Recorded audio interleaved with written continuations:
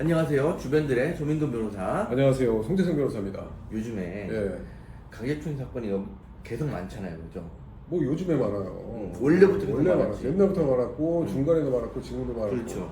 근데 최근에 네네. 판결 선고 난 것 중에 1심에서는 집행유예 선고가 났었는데 예. 항소심에서 이제 벌금형으로 바뀌면서 예. 취업 제한 명령도 면제된 그런 사건이 있었어요. 네네. 네. 그 사건에 대해서 좀 말씀을 드리고 저희가 항소심을 진행했죠. 그렇죠. 우리가 예. 항소심을 진행했죠. 예.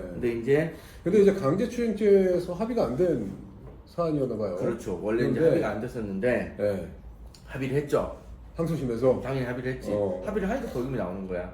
이게 합의를 안 했음에도 불구하고 벌금이 나왔으면 훨씬 더 성공적이었을 텐데 아쉽네요. 아니 합의를 안 하고 집행유예를 받아왔는데 그럼 항소심이 놀아요? 가만히 있을까? 우리 지난주에 뭐 찍었어요? 변호사들이 어쨌든 밤새도록, 합의를 했어요. 그죠? 열심히 일을 해야 합의를 된다. 해가지고 이제 벌금이 나왔어. 그런데 네. 벌금형도 나왔거니와 네네. 그 다음에 이제 취업 제한 명령도 당연히 어. 면제가 됐고 그 다음에 당사자 입장에서는 뭐 수강 명령이라든가 취업 제한 명령이 그렇죠.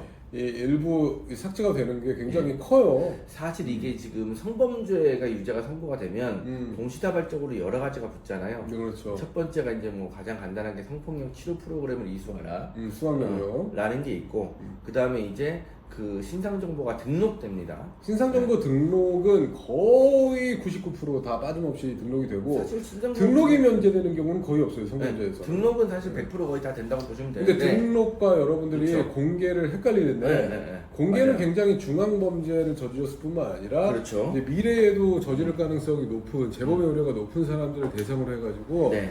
공개가 되고 그렇죠. 경우에 지역 사회에서 이런 사람들이 성범죄를 저지르는 사람들이 있으니까 조심해라 라고까지 되는 게 공개인데 그렇죠. 그런 경우는 사실 많지는 않아요. 우리가 통상적으로 집에 딱 이사를 갔는데 네네. 우리한테 우편이 날라와. 아 근처에 성범죄자가 살아요. 네네. 라고 하면서 그 성범죄자의 신상이 까발려져가지고 우편으로 오는 경우가 있고. 그게 바로 공개다. 그 다음에 인터넷을 찾아봐도 내 주변에 성범죄자 있나요? 이렇게 찾아보면 나오는 거. 그런 게 이제 공개입니다. 그렇죠. 그 공개는 등록된 자 중에서 공개를 하는데 공개의 범위는 좁아요.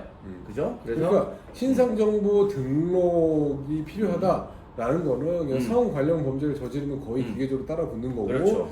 관할 이제 그 경찰서에 그렇죠. 주기적으로 신고를 하고 이사를 가면 또 네. 신고를 해야 되고 네. 이런 것들이 일정 기간 1년이면 1년, 2년이면 2년 이렇게 이제 반복되는 게 등록인데 공개랑은 아예 다른 제도이기 때문에 너무 맞습니다. 등록 가지고 걱정하실 필요는 없으실 것 같아요. 네, 등록은 거의 다 된다는 거. 네. 그 다음에 마지막으로 이제 취업 제한 명령이 나오죠. 그렇죠. 보통 한 3년 정도 딸려 그렇죠. 나오는 게 일반적이죠. 그 어린이나 청소년, 여성 관련된 기관 이건 등록이 돼 있습니다. 네. 그 기관의 취업이 제한됩니다. 근데 그렇죠. 지금 이 사건 같은 경우에는 취업 제한 명령을 면제받았어요.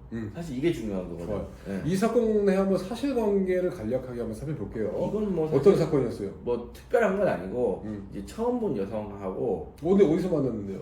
술집에서 헌팅했구나. 뭐 술집에서 만나가지고 헌팅에서 어떻게 만났어요? 그렇죠. 이제 헌팅이죠. 어. 우리 의뢰인도 술이 많이 드셨어. 아. 여자분도 그런 것 같아. 아. 근데 이제 추행의 범위가 작진 않아요. 음. 사실 뭐 이렇게 좀 가슴 쪽도 만지고 이렇게 이렇게 해가지고 추행 자체가 신체 민감한 부위를 만졌어요. 그렇죠. 신체 민감한 부위를 정확하게 만졌어요. 그렇기 때문에 또 1심에서 집행유예가 선고돼서 올라왔네요. 그렇죠, 그렇죠.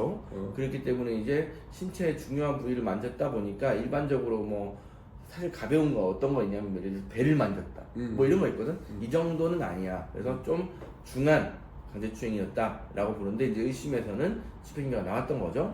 근데 이제 항소심에서 합의도 하고 그다음에 양형자도 이만큼 집어넣고 그다음에 우리 피고인이 손이 발이대로 빌고 재범 위험성 없다 이런 것들 다 드러내고 완전 초범이었거든요. 네. 경찰서 처음 가본 사람이었습니다. 네. 그런 것들에 대한 자료를 많이 내고 재판장과 제가 아이 컨택을 하면서 최후 진술을 했죠. 사실 술을 마신 상태에서 범죄를 저질렀기 때문에 기억도 많이 소실되어 있을 것 같아요. 사실 그분이 네. 멀쩡한 상태였다면 다시 그러지는 않겠죠. 그렇죠. 네. 그래서 사실 술을 조심해야 됩니다. 초범이고 술 만취 상태에서 그렇죠. 이제 뭐 만지는 소위 말해서 추행 관련 범죄들 그렇죠. 저질렀다고 한다면은 사실 대부분의 경우라고 하면 거짓말이겠지만 많은 경우가 실수로 저지른 경우가 많이 있어요. 기억도 안 나는 순간에. 그럼요. 사실 그 실수라는 게 사실 어떤 개념이냐라는 게 되게 애매하긴 하지만 그렇지. 실수라는 법률적인 뭐 용어는 없는 거니까. 그렇긴 그건 하지만, 사회적으로 그냥 음. 암묵적으로 우리 너와 그렇죠. 나가 너와 내가 아는 단어지 않니? 음. 뭐 이런 거지. 우리 송 변호사님 말씀하시는 실수는 그런 건 것 같아요. 아 기억이 안 나는데. 아씨 내가 무슨 일 했지? 그렇지. 그렇지. 이게 사실은 나이가 들고 필름이 끊겨가면 그런 경우가 생기기 때문에 지금 우리 의뢰인도 사실은 그 다음날에는 기억을 잘 못하는. 근데 까봤더니 여자의 신체의 중요한 부위를 만졌더라. 뭐 이렇게 된 거예요. 그랬는데 이제 1심에서는 집행유예가 나왔던 것을 항소심에서 열심히 진행을 엄청 해가지고 빌었지. 진짜 내가 재판장 눈을 봤어. 재판장 눈을 봤는데 마지막에 최후변론 하잖아요. 근데 재판장이 살려줄 것 같은 거야. 열심히 보시더라고요. 저도 눈물을 약간 이렇게 머금는 듯한 그런 표정을 지으면서 너무 왜?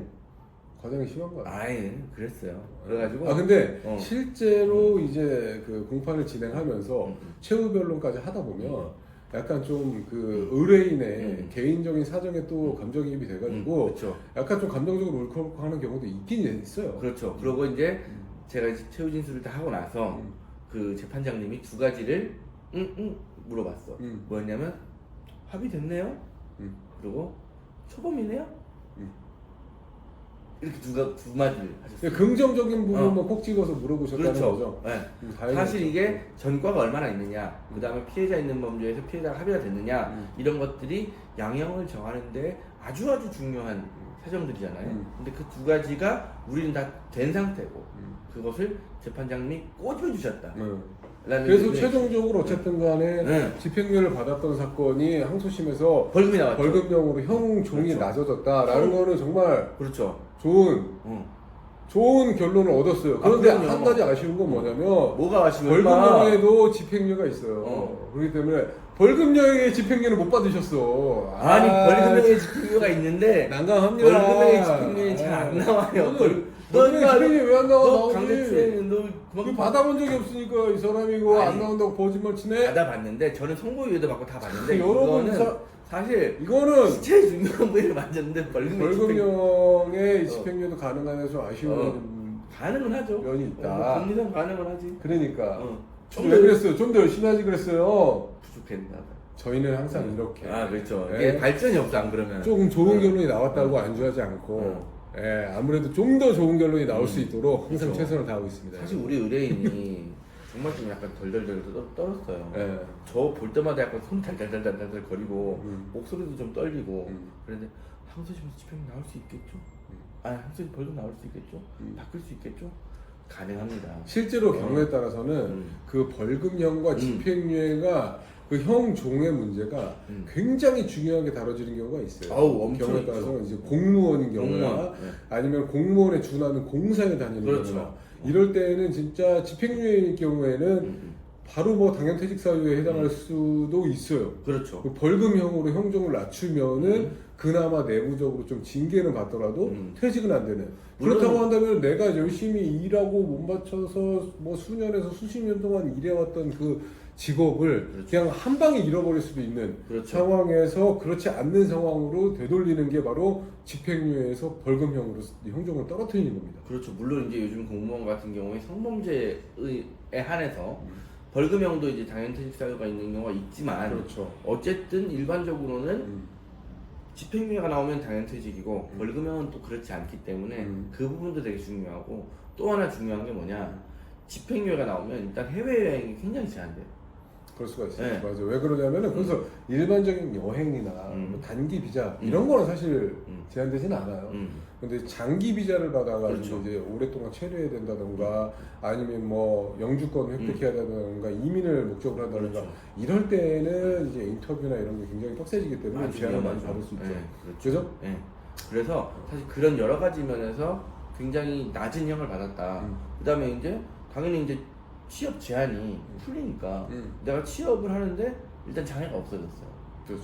그게 사실 되게 중요한 거예요. 그럴 수 있죠. 그 취업 제한이 걸리는 대상 그 업종이 생각보다 되게 많습니다. 그렇죠. 그 업종에 대해서 저희가 영상을 한번 이제 뭐 촬영을 하겠지만 이건 한번 쭉 한번 보고 이거 뭐지? 뭐 왜 관련 있지? 이렇게 깜짝 한번 놀랄 거야. 분석을 해봐야 돼. 되게 많아.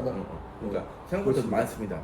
네, 오늘은 네. 일단은 항소심을 네. 열심히 진행해가지고 네. 형 종을 집행유예에서 법원으로 떨어뜨렸다 말씀드리면서 요약을 하면 네. 이겁니다. 여성의 중요 그만 부위를 요약해. 만진 그만 사건에서 요약하라고. 1심에선 집행유예가 나온 사건이에요. 그때 항소심에서 저희 안심 맡아가지고 합의하고 빌어서 재판장님한테 아이 컨택을 해서 벌금형을 받아내고 아니 합의하고 빌어서 아이 컨택 했다는 거 지금 한 5번 얘기했어. 중요하니까 얘기하는 거 아니야. 아이 컨택 함부로 할 수 없어. 보통 우리 오늘 참 여기까지 할게요. 변호인들이- 여러분 감사합니다. 안녕.